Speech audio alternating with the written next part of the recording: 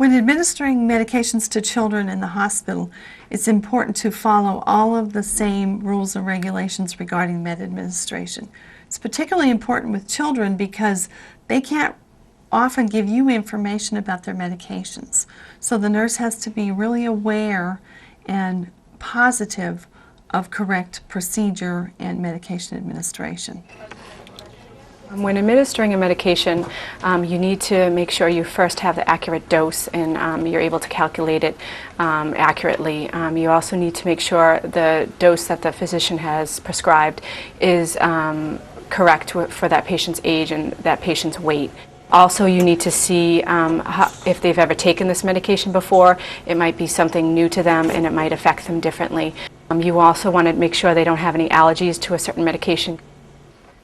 When I'm giving medication to a child, there are 3 checks that we do, and there's also 5 R's that we follow to ensure that the medication is delivered to the child safely. The 5 R's that we do, I check the medication, I check to make sure it's the right patient. We check the right dose, the right route, and then I check to make sure it's the right time.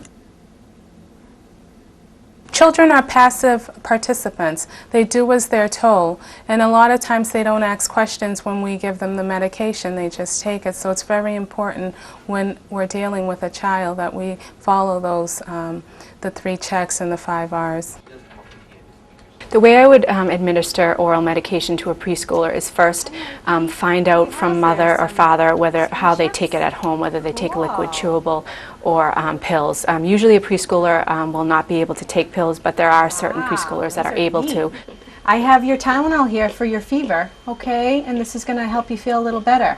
Probably within the next half hour after you're finished playing with your spaceships there. The way I talk to a child about a medication that I'm giving is I will tell them first why I need to give this medication. Usually it's a beneficial reason, so I need to explain to them it's going to make them feel better, help their fever go down.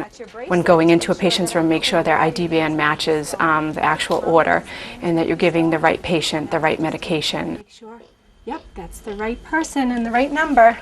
Okay. Most of the time there isn't a choice of taking medication when you're in the hospital, but I would find a way to give it to them so that way it's appealing. I would not lie to a child about how it tastes. I would tell them exactly how it tastes, and I would give them maybe an option of having a certain kind of drink to wash it down with. I have a little bit of Tylenol. Do you want Mom to give it or do you want me to? Okay, I brought it in a cup because you're such a big boy. What does it taste like? Cherry, just like your medicine at home. Go ahead.